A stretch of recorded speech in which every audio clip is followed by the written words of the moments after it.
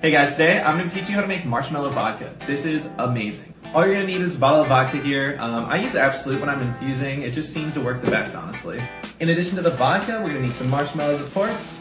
And we're going to need a container to put everything in. God, I love marshmallows. Alright, before I eat all these, here's what you gotta do.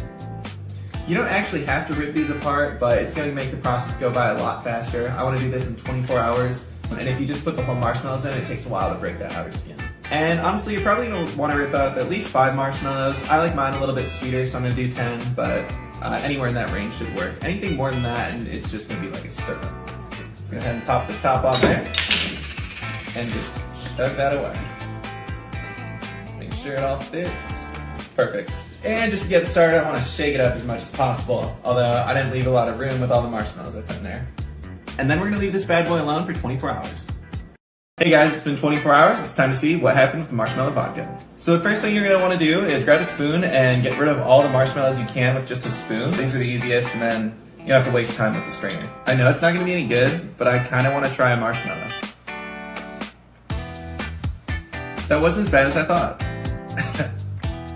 For this next step, you're going to want a strainer and a funnel so you can pour it right into a container. Now I'm just going to pour it right back into the bottle. And to see if it's any good, I'm just going to take a shot of it. It's pretty tasty, honestly. This is good vodka. I'm so excited to make so many things with it. Alright guys, thanks for watching, and now you have your own bottle of marshmallow vodka.